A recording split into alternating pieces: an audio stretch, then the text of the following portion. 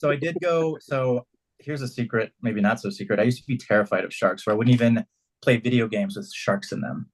So on the anniversary of my crash, I try and do something intense. So I thought, let me try and get over this fear. I'll go diving with sharks. Well, the boat captain and the dive master were Marines. And so they brought an extra set of chainmail and they're like, you're not just going to dive with them, you're going to feed them. And like internally, I was screaming. I was like, I don't want to do this. But I wasn't going to show that fear to brother Marines. I was like, nah, I got this. I can do this. But if you look closely through the goggles, you can see the fear in my eyes as I'm feeding the shark. I know it's 2:02. We have 5 members, including the lieutenant governor. I am still expecting 1 or 2 more members, so I'm just going to give it 1 or 2 minutes. Okay, so if you're going to give it 1 or 2 minutes, I'll tell Rep. Ortiz a funny story about my cancer journey. So Channel 4 wanted to film me dancing with the dolphins. So we went to Florida. They followed me, and I was supposed to jump in the water and in the ocean and swim with the dolphins. Well, I don't swim. I mean, I don't know how to swim. So all of a sudden, I'm standing on the edge of the pier thinking, oh my God, why am I doing this? I don't even know how to swim. So, but I did it anyway. I had a life vest on, but it was like your terrifying experience. It was terrifying for me. But that so sounds like you, Lieutenant Governor. Like I could see you being at the edge and being a little scared, be like, nah, I'm gonna do this anyways. Let's go. Yeah, well, hopefully no more terrifying experiences in my lifetime.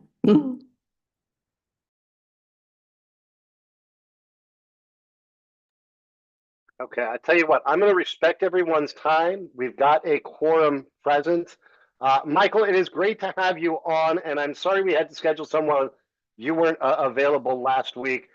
I will say this now. I will probably say this at the end of the meeting. Carrie and I were talking. This executive committee has been absolutely amazing to work with. Scheduling as many meetings as we did, scheduling as many as we kept piling on here at the end. And I know we had some folks who couldn't always join, but we're in constant communication with Carrie and me to make sure we were sharing their thoughts. So thank you for that. With that, I will do the formalities. This is Barrick Abramson with Confluence. Today is the January 14th final work session of the 1296 Executive Committee of the Task Force on the Rights of Coloradans with Disabilities. We have now worked through all of the recommendations that 4 subcommittees spent the last 15 months developing and moved through all of those, I thought, with true collaborative spirit and honest disagreement as we went through some of them. Today is the opportunity to discuss some new ideas that some of the executive committee members are bringing forward. And I know there will also be some discussion of what happens after today, what happens, when will the report be out, and what happens then. So we'll spend some time on that. The following are the 4 things we're going to discuss today, unless other members have additional items. Number 1 is the idea of the inclusion of a demographic note on legislation addressing that speaks to issues relating to the rights of Coloradans with disabilities. Coming out of yesterday's discussion and one of the recommendations from the Government Services Subcommittee that the study done by HCPF received some traction. Yesterday, the idea was surfaced of calling for a hearing during the SMART Act hearing process on the HCPF report on disability competent care. Again, coming out of both the experiences of this task force and discussion yesterday, we have an idea for providing funding for ASL interpreter career pathways, as well as other career pathways like elevator technicians and things related to basic access for individuals with a disability. And finally, the first recommendation from the CADA Rewrite Subcommittee was on the ending the exhaustion of administrative remedies requirement, or making it optional at the right of the claimant. That did not pass the executive committee on initial vote. We now have 2 proposals from members. One that Ms. Moran drafted and shared, and I sent around. Later today, I received some suggestions from Ms. Harpole that I will read on that idea. And then I'll leave it to all the members if there's additional ideas. But unless there's objection, we'll go right into these ideas. Seeing none and seeing some thumbs up. So the first note, and Representative Ortiz, this comes from some of our discussions, so I'll let you to speak to this. This is the idea of requiring the inclusion of a demographic note on certain legislation. Right. So just to explain to everybody, for those that don't work in the building, um, to make it very clear, when we're talking about basic access, we're talking about basic access. We're talking about our basic civil and human rights to exist and be involved in community. And often when we are trying to expand that beyond the low floor that the ADA has been, and thankful for it, don't get me wrong, but low floor that's existed for 34 years, we always, in my opinion, get slammed with an inflated fiscal note. And the key example that I use here is virtual participation. When able bodies were threatened, there was no fiscal note. We just did it. And now that we're out of the pandemic and able bodies don't need anymore, we're being slapped with the fiscal note. So no, I need to make sure that if there's a bill that comes forward having to do with our basic access and our basic civil rights, that if it gets routed to a body, and I'll speak to the state level, but we can try and make this recommendation to apply to any body that might be considering it. But if it gets routed to a committee that decides funding, in the state level, that'd be appropriations, either in the Senate or the House, that it automatically incurs and is funded a demographic note that talks about how this is going to increase the access and basic civil rights of those that live with a disability. And I'm going to speak to specifically those that live with a disability. This is a disability rights task force. I would love to see a demographic note on everything. That's not what I'm here to talk about. I'm here to talk about when it concerns people with disabilities, because it is easy to inflate or conflate or opine at these huge numbers on a fiscal note for us. And so if they're going to use that and weaponize a fiscal note against our basic civil rights, then I want it to also be demonstrated that they're then denying X amount of people or X percentages of Coloradans basic access. So, I'm going to go to Hillary next, and then I'm trying to craft some language as folks speak that I'll read back after we hear some discussion. Hillary. Yeah, so what we'll see is I share your frustration with the students. I have, I'm having conversation about that right now. I'm wondering if you would be open to making it by request, and the only reason I suggest that is I think the demographic notes are sometimes a double-edged sword. Sometimes we have programs that are really important and are expensive, but they serve a small number of people. And, I've spent the last 3 weeks talking to the Joint Budget Committee and legislators about why a small portion of Medicaid statistically costs the most amount of money, right? And we're also looking on this session to enterprise some of the death, healing and death line services, and some of those programs serve a very small number of people, like 100 in one case, but they're really expensive.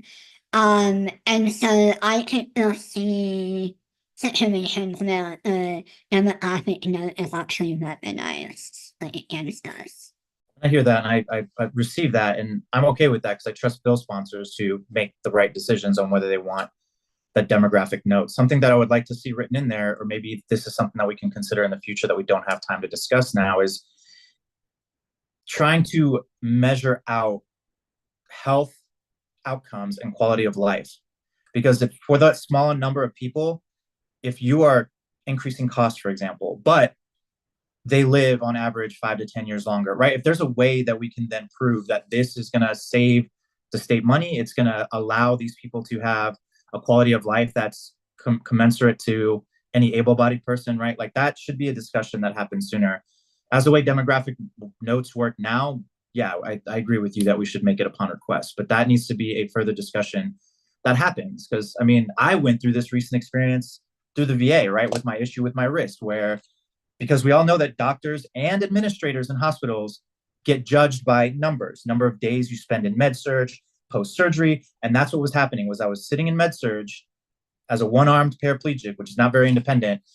And even though we have this amazing, shiny new spinal cord injury unit that's supposed to have 38 beds, they only had 15 beds that they could staff, right? No open beds, making it not my fault. So their answer was, let's put Ortiz in a nursing home. And I'm going to be myself. Absolutely fuck that. No, Because of the Olmstead Act, you're not allowed to force institutionalize someone because of their disability, right? Like these are issues that and they didn't want to pay for it. They didn't want to pay for home health care. They didn't have enough staffing, but a week, like, after I got a law firm, a week later, all of a sudden they found me a bed in SEIU, right? Like these are the issues that people with disabilities live with every day. And so anything that we can do to help the system paint a fuller picture of what kind of impact you're having, negative or positive, on community living with a disability, I want to be able to capture. I think it's smart to make it upon request for now for the way demographic notes work. But we all, as a community, need to continue working to massage what the demographic note measures in order to show the full picture of how this impacts individuals living with a disability, whether it's 10 of us or 1,000 of us or 1,000,000 of us.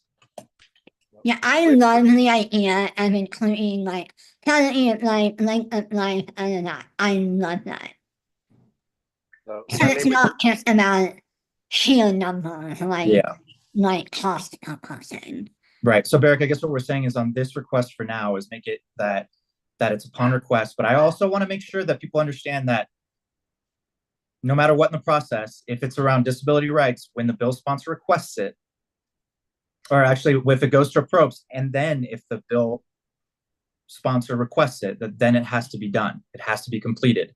Like it doesn't matter whether it's regular session or special session, because that was some legalese they tried to throw at me during special session when we were bringing bills forward was, oh, well, demographic notes don't cover special sessions. So just want to make sure that it's very clear that, and if we want to make it bigger, that we include language that whatever level of government, if there is a committee or body that analyzes or studies fiscal impact, that if the sponsor of said measure requests a demographic note, that it must be funded and it must be done. Let me just, with the usual disclosure, I'm not proposing, I'm trying to reflect some language that I was capturing. Give me reactions to the following. If any bill is presented that speaks to the basic rights of Coloradans with disabilities, and it is routed to a committee for funding, for appropriations, at the request of any prime sponsor, it must include a demographic note that includes how it speaks to the rights of Coloradans with disabilities, including, when practical, the health or quality of life implications for those individuals. I love that. Is everyone else okay with that? Like, I because I would love that. Here's the thing. I know that you guys that are continuing the work in the legislature are going to get pushback, but we don't know how to measure those things yet. So like, I would like that part of health and wellness as, as an eventual future work that must be captured on the demographic note for community living with a disability. It must capture improvement in quality of life and other health outcomes. But for now, like, do not let that go ahead. Yeah, and I was going to say, so if I put a period, how it speaks to the rights of Coloradans with disabilities, period, in the future, when practical, it must also address the health or quality of life implications for those individuals. I don't like when practical, because who decides that? Like when able, when able, and then we, the community, will fight to decide. Right? It's going to be, but I see Michael Stone with his hand up. Yeah. So Michael Stone, jump in, please. Thank you, Michael speaking. Actually, Rep. Ortiz, that the practical was my statement, but why do we have to qualify it at all? When able, when practical, or anything like that? Just leave that out. Is there a reason that we have to have a qualifier? So, Michael, would you propose then in the future the note should address the health or quality of life implications for those individuals? Here's my concern. If we don't create like context with it, I feel like the legislature is going to look at that and say, no, like this is going to cost too much money. We can't do this right now. If we create a situation where at least a demographic note on how many people will be impacted can happen, because we already have demographic notes for the Black and Brown caucuses. Like we have that already. And I try to trigger that during the special session, but the way they wrote the original bill, which I wasn't elected then, for demographic notes, is it can only happen during a regular legislative session. And so my goal is to talk about number of individuals for stuff like housing, for example. That impacts everyone that lives with a disability in some way, like including the aging, right? So like I want to create a system where we can push now. Like you already do demographic notes. Let's do it for any bill for disability rights upon request now, but we also need to look at all demographic notes and figure out how we can also measure quality of life, health outcomes, right? As an example. And I'm sure the Black and Brown caucuses would agree with this too. They would love to be able to capture quality of life and health outcomes for, then I'll say us because I'm Latino, us as well, right? That shouldn't be just, that should be all demographic notes, period. But we're not there yet. And I don't know. I don't want to create a situation where we hold off because they're trying to make it perfect per our request in this. So, Rep. Ortiz, should we separate this section about the future? Keep the P that says that it must include the demographic note, and then you want to add a separate statement from the executive committee that the council or legislature should further explore how to. I think that could be a separate recommendation. Let's make them 2 recommendations so that they're not waiting on one or the other, right? Like that there's a demographic note as we do demographic notes now, and they have to do it upon request of the bill sponsor. That's one recommendation. Then another recommendation. So I'm moving to propose turning this into 2 instead of 1.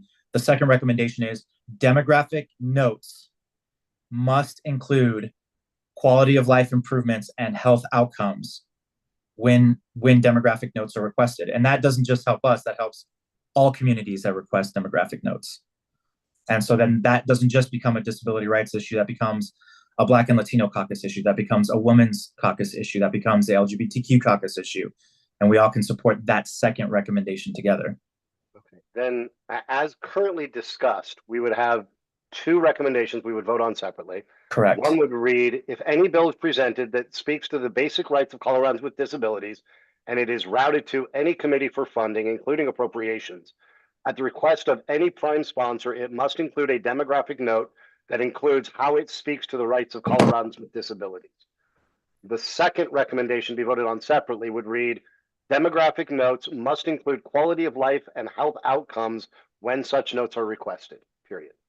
Correct. Those sound good to me. The only thing is we don't have to have that second part that qualifies demographic notes. Like they're defined at the state capitol already. Let's just say that triggers a demographic note upon the request of a bill sponsor. What I would ask is you put comma, this includes not just regular legislative session, this includes any special session that's requested. So this would now read, if any bill is presented that speaks to the basic rights of Coloradans with disabilities and it is routed to any committee for funding, including appropriations, at the request of any prime sponsor, it must include a demographic note, period. This includes regular and special session bills, period. Perfect. Perfect. Any further discussion on that one before we move to the second demographic note? Okay, then we will go to a roll call vote. Mr. Ortiz. Yes. Ms. Moran. Yes. Ms. Jorgensen. Yes. Mr. Stone. Yes. With a quorum present and all voting in favor, the recommendation will advance from the executive committee and the report of the task force.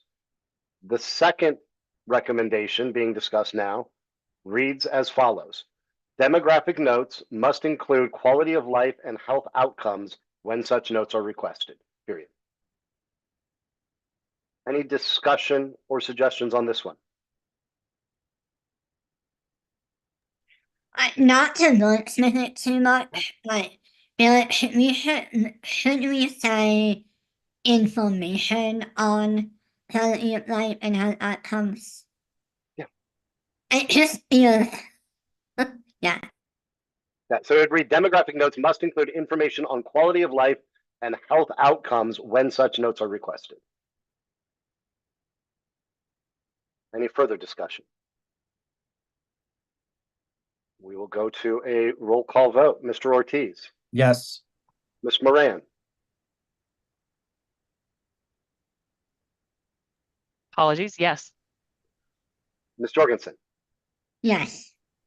And Mr. Stone. Yes.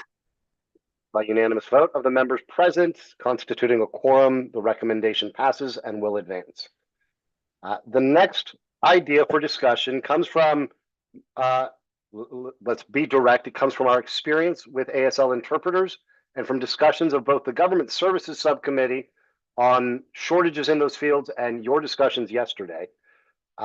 There was previously an implementation note that is included on a previous recommendation that says the state should explore incentives for career training and recruitment for all fields that have shortages and are related to the equal access of those with disabilities, including without limitation ASL interpreters, elevator service technicians, and others. During yesterday's discussion, the request was made to strengthen this and make it a standalone recommendation that instead of saying the state should explore, it should be rewritten to say the state should provide incentives for career training and recruitment for all of those fields. Discussion on this item. Hillary. So I am in support of this. We need more of everything. I would prefer not to limit it to just incentives though. I think it should also be, things like career training and a bunch of other things I probably don't know about because this is not a field I look in. But I wonder if we could say something a little bit less specific, like incentives and other ways to strengthen the people we have. And Hillary, let me bring the Lieutenant Governor. I think you could explore anything that looks at some of how the administration and the legislature have recently addressed high demand and high need career pathways like nurses and teaching, commercial bus drivers. If you wanted to say that either the state should provide incentives or funding, or the state should provide funding and other supports for career training and recruitment. But Lieutenant Governor, your thoughts on this? Okay, well, so, we have supported, careers like this with other legislation, but I know Cindy Vaughn's on, and we also have a shortage of interpreters, I think, for people who work with deaf blind. So I didn't know if we should just limit it to ASL, and I don't know that, I can't remember the term for the type of interpreter that Cindy uses, but maybe she can weigh in and we can add that as well. SSB, we should add that. Hillary, that's SSB, Sam Bravo. Thank you. Cindy, anything you would add for our discussion? This is Cindy. Can you hear me okay? Yes, we can. Wonderful. Thank you for the invitation. So there are some specific names around supports for deafblind that include interpreters who are knowledgeable in ProTackle and Tackle ASL. In other states, these are often referred to as co-navigators. Right now in Colorado, we have a couple of separate support systems, support service providers who provide communication access as well as interpreters. But I do think that coming into being will be the co-navigator concept, which combines these. So I'm glad to hear, Lieutenant Governor, I really want to thank you for bringing this out because I think it's a lot of supports within communication access. And you can't really name them all. There's no way to call them all out. So thank you. Thank you, Cindy. Let me read back a revision and emphasize some of the language. It would now read, the state should provide funding and other supports for career training and recruitment for all fields that have shortages and are related to the equal access of those with disabilities, including, without limitation, ASL interpreters, navigators for deaf and blind individuals, elevator service technicians, and other fields.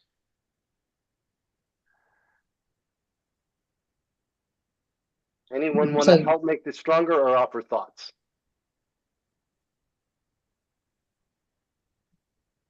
Any further discussion on this item? So then question for the committee is, do we want to, because we could send a message by making a specific focus on ASL and other supporting interpretation as its own thing, and then making a generalized where we include all of it, or we just do like call out ASL but say also all of it. How do you guys feel? Mr. Stone. Go ahead. Well, I'm sorry. Let me go to Michael and then Elizabeth. Thank you. Rep. Ortiz, could you clarify that real quick? I lost you on that statement. So either we make one recommendation that does a special call out to ASL and other interpreters for deafblind and elevator operators and everything else required for access as one big recommendation. Or we do a focused one that is ASL deafblind interpretation, and then we do a second one that's a catch-all, like we must facilitate for all jobs that have to do with access, including but not limited to elevator operators, home healthcare, I think should be included in that. I mean, there's, so that's an idea. We can do the first one or the second, two separate ones. So want to hear you guys' opinion on that. Let me come back to Michael, and then Elizabeth, I'll bring you in. Thank you, Michael speaking. I very much support what Rep. Ortiz just said. I'm just weighing in a little bit as somebody who sits on the school board for the Colorado School for Deaf and Blind. I get to see firsthand experience from the educational experience all the way on through graduation, and then what happens. The world of language deprivation within the deaf community is enormous, and it's an absolute plague on the success in life. So any opportunity we can to highlight our state's effort in support of interpretation, interpreters specifically, education, whatever we can do there. But I think I really liked where Rep. Ortiz was going with separating that and with making it a huge emphasis. The deaf blind community has its own challenges, and I like where this is going. Well, Elizabeth, I'm just going to read back a potential separation, then bring you in. Yep. As I'm hearing, it could read as follows. Recommendation 1 would be the state should provide funding and supports for career training and recruitment for ASL interpreters and navigators for deaf and blind individuals. Second recommendation, the state should provide funding and supports for career training recruitment for all fields that have shortages and are related to the basic and equal access of those with disabilities, including without limitation, elevator service technicians and other fields. Elizabeth, your thoughts, because we've kind of parsed things since you first raised your hand. Thank you for that. I don't feel strongly either way, but I prefer them separated.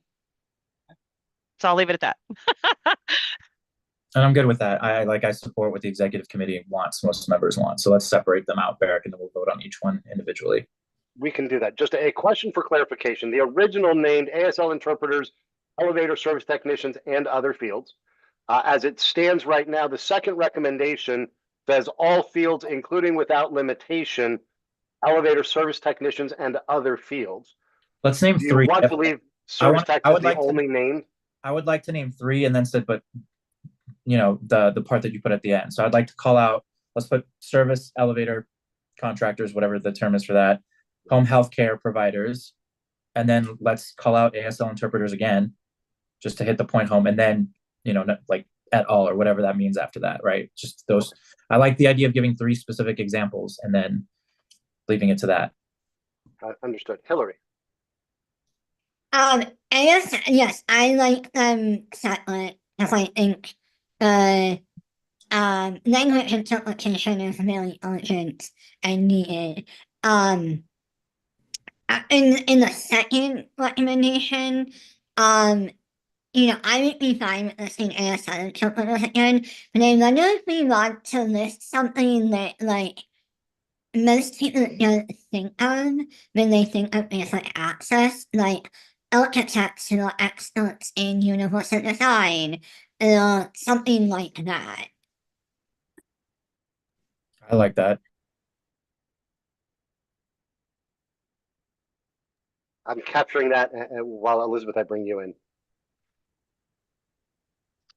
All right, don't shoot me yet, but I might muddy up the ASL one. I'm wondering what the committee would think of keeping them separate, but for the ASL piece, I'm just mindful that, right now we call ASL, when I think about sort of the bigger bubble around effective communication and meaningful engagement, and, there's been a lot of hearings around language access at the Capitol recently. And so as the more I'm thinking about it, I'm wondering if we want to put in some blanket language that would cover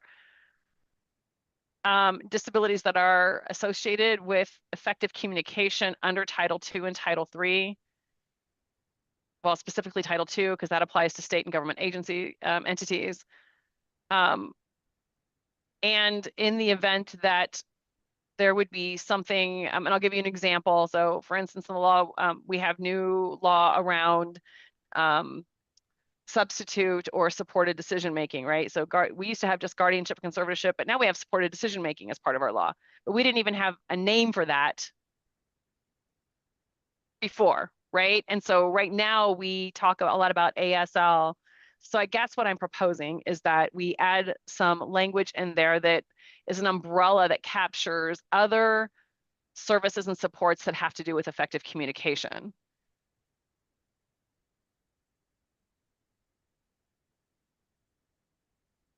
I'm gonna read some draft language. I also want to note that Jennifer Harpole has asked, and I think this would be for the second one, anything about the IDD community. This one the first one would now read: the state should provide funding and supports for career training and recruitment for ASL interpreters, navigators for deaf and blind individuals, and other services and supports that support effective communication. I think that we can probably strike one of those: support other services that support effective communication. Hillary, did I see your hand go up? Yes, but now I'm wondering if I'm just a name handler stops a little bit more.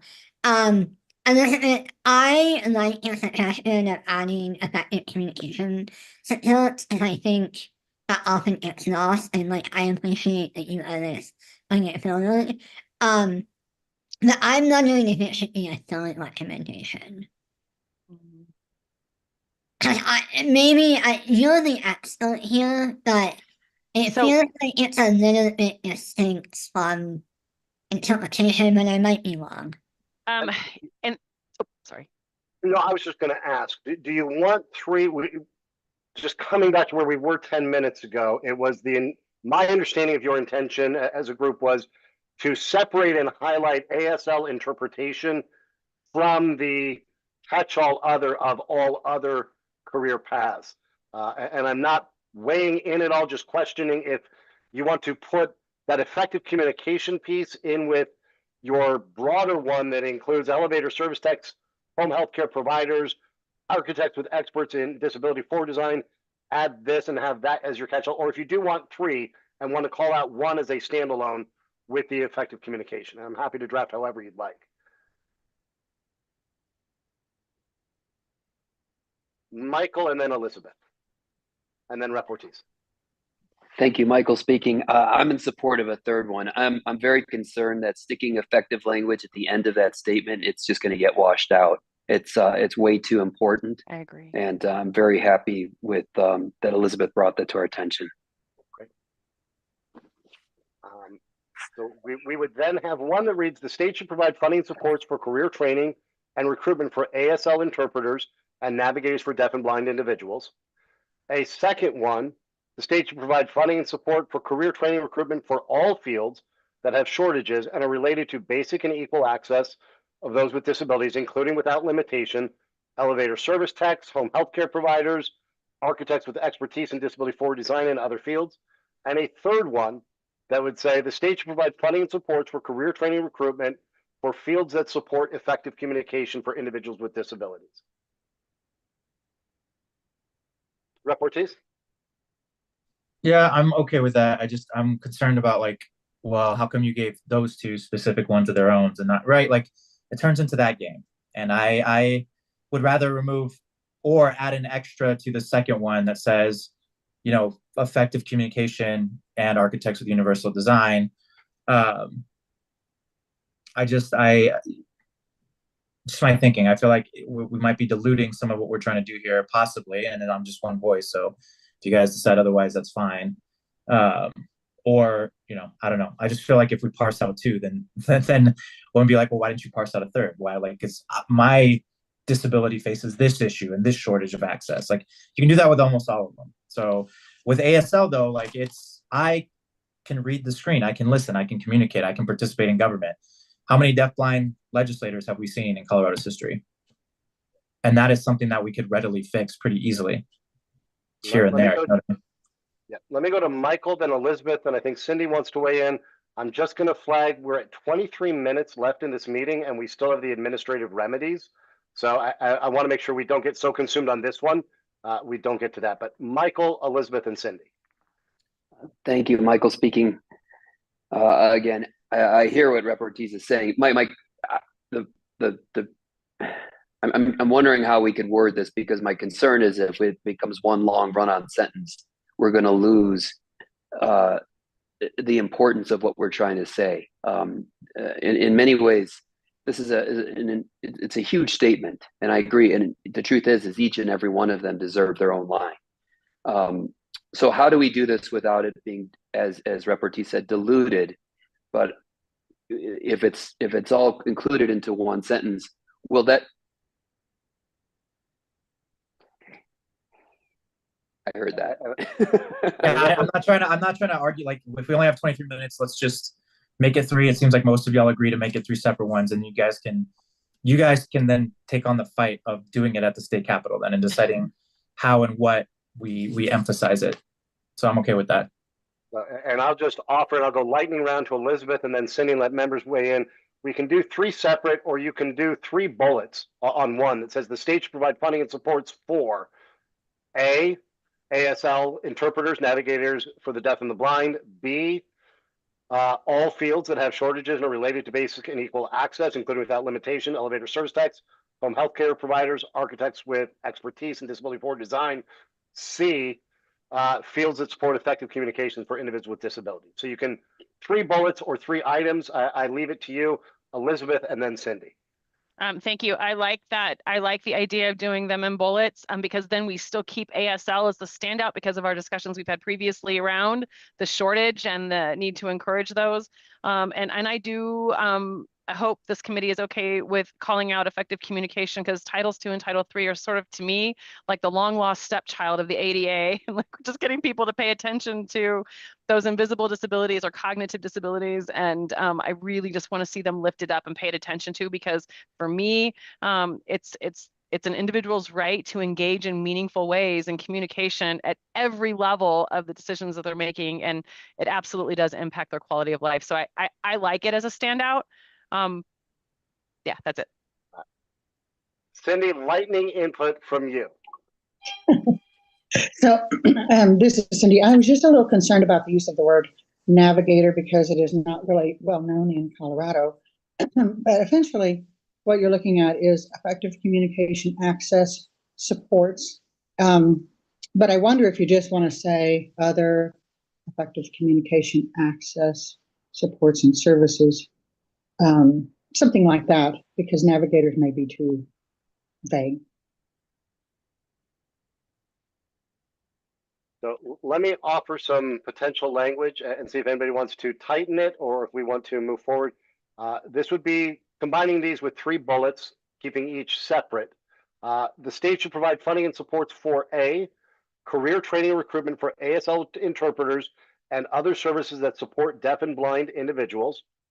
B, career training and recruitment for fields that support effective communication for individuals with disabilities. C, career training and recruitment for all fields that have shortages and are related to the basic and equal access of those with disabilities, including, without limitation, elevator service technicians, home healthcare providers, architects with expertise in disability forward design, and other fields.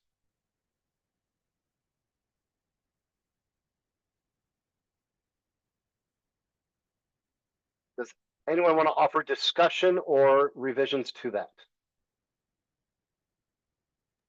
Everyone else get the warm and fuzzy? Good. All right. All right, we will go to a roll call vote. Representative Ortiz. Yes. Ms. Moran. Yes. Ms. Jorgensen. Yes. Ms. Hartful. I know Jennifer was driving. Jennifer, are you able to come off mute? *6, I think.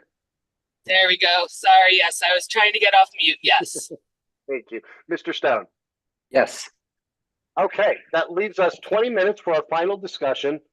I'm going to read a couple of things. One, the original recommendation that did not pass the executive committee, then the current statutory language, and then 2 proposals that have been brought forward.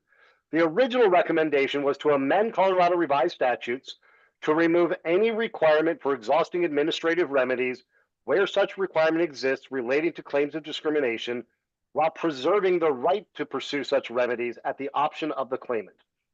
For reference, the current statute says that the charging party in any action may request the division to issue a written notice of right to sue at any time prior to service of notice and complaint pursuant to subsection 4 of this section. The charging party shall make the request for notice of right to sue in writing. The division shall promptly grant a claimant's request for notice of right to sue made after the expiration of 180 days following the filing of the charge. If a claimant makes a request for notice of right to sue prior to the expiration of 180 days following the filing of charge, the division shall grant the request upon a determination that the investigation of the charge will not be completed within those 180 days following the filing of the charge. A notice of right to sue shall constitute final agency action and exhaustion of administrative remedies and proceedings. There is a draft proposal from Ms. Moran that reads as follows.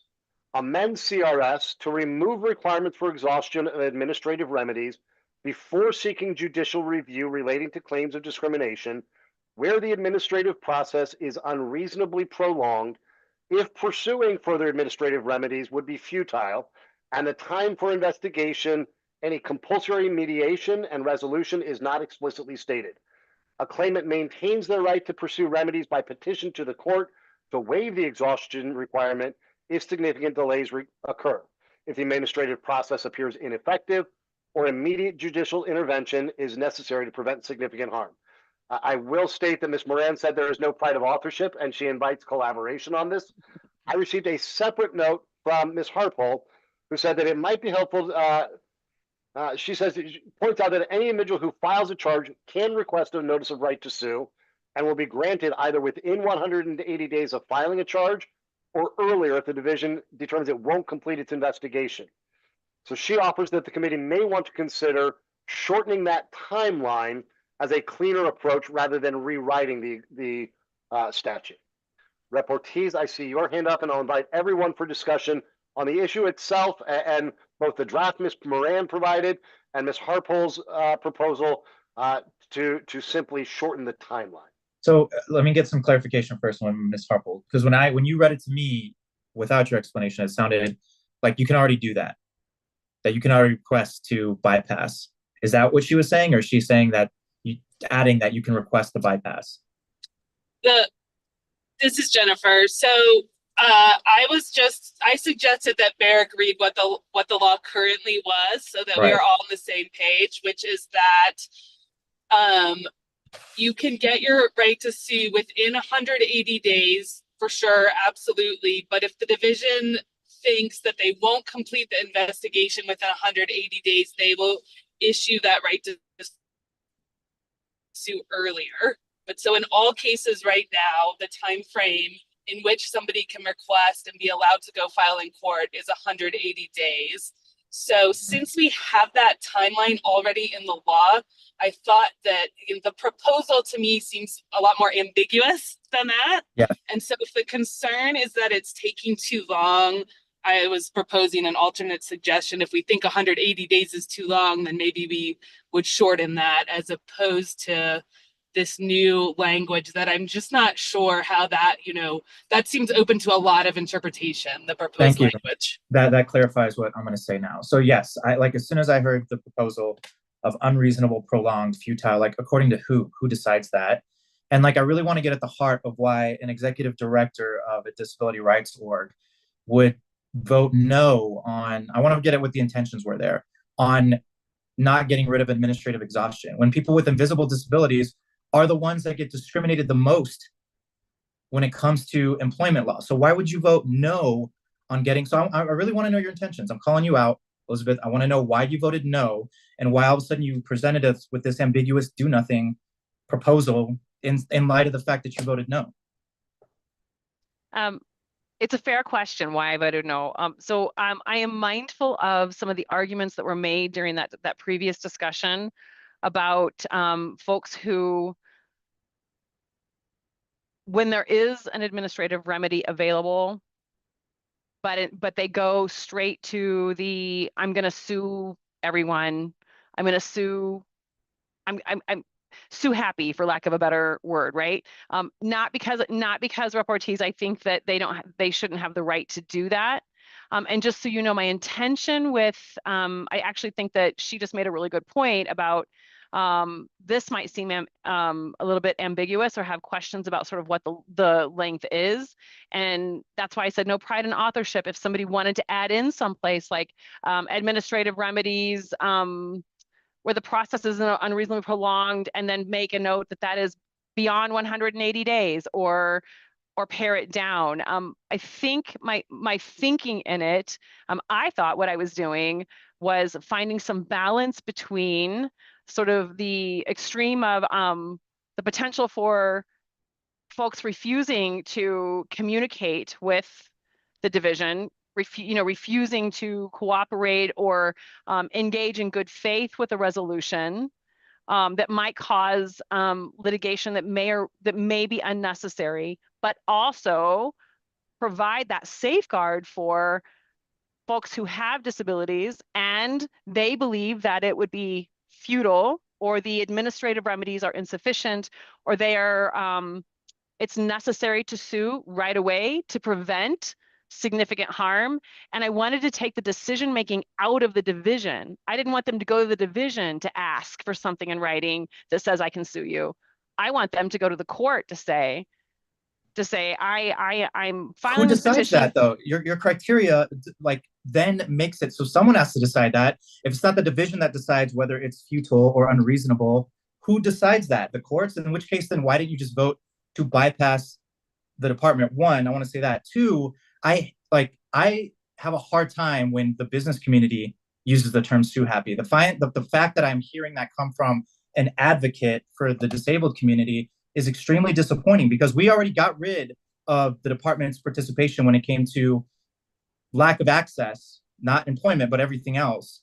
Have you seen a mountain of lawsuits coming forward based on that? I haven't, especially frivolous lawsuits. So like, I have to ask, like, what are your intentions? Because I don't feel satisfied with your answers. As someone that always chimes in and said, well, let's write something different when it comes to effective communication. Let's do that. Let's do this. I'm calling into question your intentions then when you say, well, I want someone else to decide whether it's going to be completed, which is already in law, apparently, according to what Jennifer Harpel says, which I trust her when she says that, whether it's going to take longer than 180 days. So that's moot. That's a repeat because that already exists in law. When you say it's unreasonably prolonged, who decides that? When it's futile, who decides that? Is it going to be the department again? In which case, then this suggestion you're making is a nothing burger. If it's going to be something outside of the department that decides that, then just give us the right to pursue that. I'm going to be real frank here and real blunt. Like, it makes me question, like, what job are you angling for, or who are you really serving here? I'm concerned.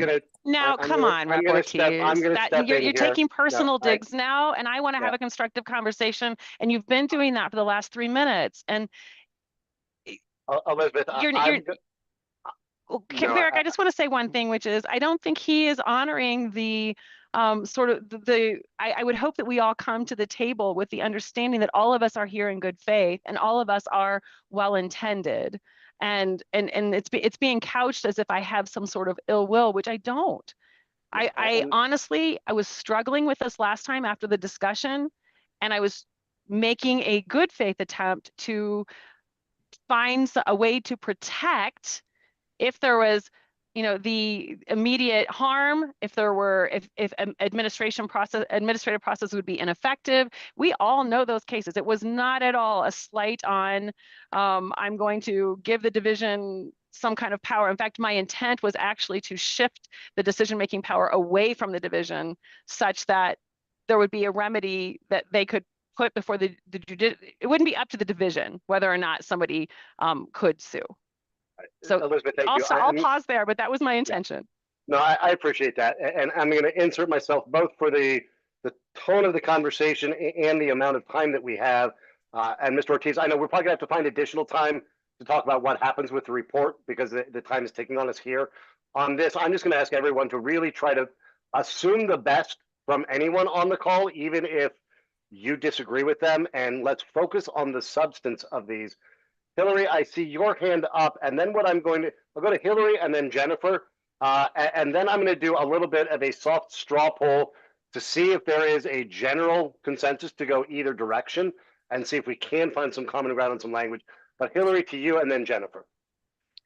So I think maybe the reason we're struggling with this is that people are interpreting that the original recommendation was, and then what this new recommendation is, really different ways. So my understanding, and Jennifer, you can totally, you're the expert on this, but my understanding is the only area that now requires exhaustion is employment, because CCRE is aligned with the EEOC. Yes, I see you nodding. So I think when we say administrative remedy, I think some people are interpreting that as larger than CCRE. And so I don't know where that leaves us, but I think the original recommendation was to take away that requirement on exhaustion, which would cause some issues with CCRE and EEOC, and I think some of us are okay with that. But I'm not sure the current recommendation moves things to any different place than they currently are. And so I'm not sure that a minute on with me here, because I think it's either exhaustion or it's not, right? Like, I don't know. I mean, I guess we could play around with the timeline, but anyway, just me thinking out loud and trying to like help people think about this recommendation. Thank you, Hillary. Let me go to Jennifer and then Mr. Ortiz, and then we are at under 10 minutes to decide where we're going with this one. Jennifer. Thanks. So just real quick, Jennifer Harpel, one other suggestion that comes to mind is having the exhaustion be automatic upon the expiration of 180 days and not relying on the agency to issue the right to sue notice. I don't think there's a big delay there, but there is, some amount of time between when you request the right to sue notice and you get it from the agency. So, for example, if this committee wanted to say, after 90 days, automatically after you file your charge, 90 days later, you're allowed to go to court. Like, I think that's something that we could do that would be straightforward. I don't know what that would how I don't know how that would affect the work share, but yeah, I'm gonna let them figure that part out if we agree with something else. But that would address the kind of a little bit of the taking it out of the CCRD's hands that I hear is one of the goals. Mr. Ortiz. I mean, Jennifer, that's a super helpful recommendation. Like, that makes sense to me. And that, again, I'm going to be honest, I would prefer just getting rid of exhaustion altogether. But if we're going to allow the departments to show that they can be effective adjudicators of our basic civil rights, but you still have a clause in there that's like after 90 days, and of course you can go to court. Like, if that's better than we currently have, then I would be supportive of that. I'm curious, so thanks for that, Jennifer. I appreciate that recommendation. For Barrick, was the connection between the EEOC and CCRD discussed in the subcommittee? Because we have some pretty powerful legal minds there. So I am just curious if we could have more context, or if they even have it, and why they didn't consider it, or maybe they did and I just don't know about it. Like, I know who's on that subcommittee, whether it's those that have been fighting and advocating for basic civil rights for people with disabilities or not. And I know they're really smart people on there. So was this connection not considered or discussed? I obviously can't speak to what led them to vote the way they did or what was in their minds. I can tell you that starting last April, the group heard from CCRD about the process, and the connection to EEOC was brought back to them. And they decided to advance the recommendation, whether in spite of or in considering that information. Okay. I mean, if we're going to, I don't know. I like Jennifer's recommendation if that's all we're going to be able to get, if that's all we're going to be able to be get unanimous on. And then me and others can just write a dissent on why we want exhaustion to be removed altogether. I mean, if that's what we can do in this subcommittee or in this executive committee, then I support that. So I haven't heard after Jennifer spoke. I would like to hear from the other committee members based on what Jennifer said. Yeah, and let me just put out what I'm seeing right now is we have the draft language that Ms. Moran shared that I circulated by email. this morning. We have an option 2 that would revise CRS 24-34-306 to reduce the 180-day timeline to 90 days. Or an option 3 would be revised 24-34-306 to make exhaustion automatic 90 days after the filing of the charge. I'm going to let everyone kind of do a lightning round, and I'm going to see if we have, by show of hands, support for one or more of these. Elizabeth and then Michael. Barrick, based on the very strong opinions voiced here, I am withdrawing my proposed amended language. So item 1 is withdrawn, which leaves us to revise to reduce the 180-day timeline to 90 days, or an option to make exhaustion automatic 90 days after the filing of the charge. Michael, you had your hand up.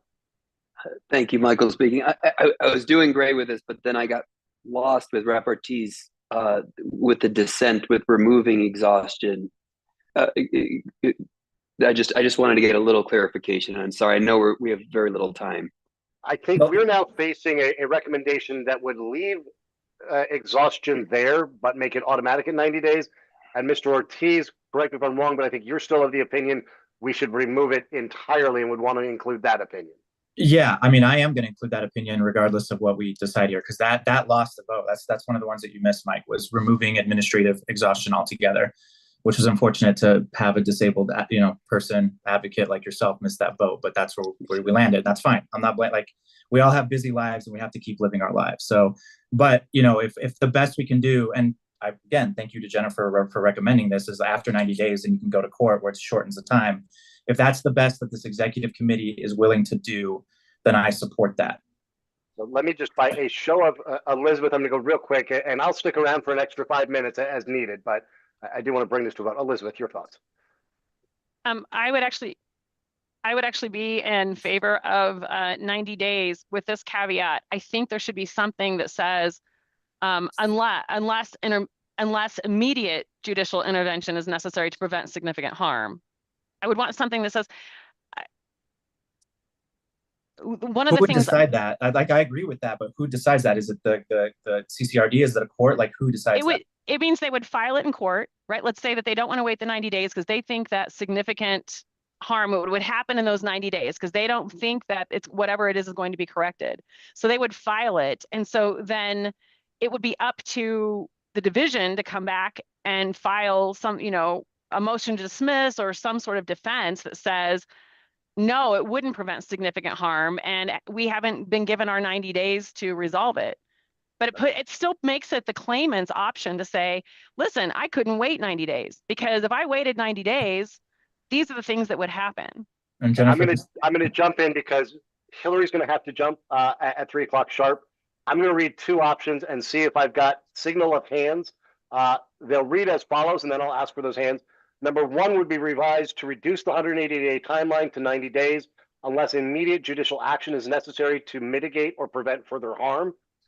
The second option would be revised to make exhaustion automatic 90 days after the filing of the charge. And then, yeah, just real quick, Barrick. My intention was to make it automatic. I don't think the division should have. I don't think anyone should have to go to the division and ask permission. Basically, I think it should be automatic after 90 days. But also, they don't have to wait until 90 days if they believe. Do you see what I'm saying?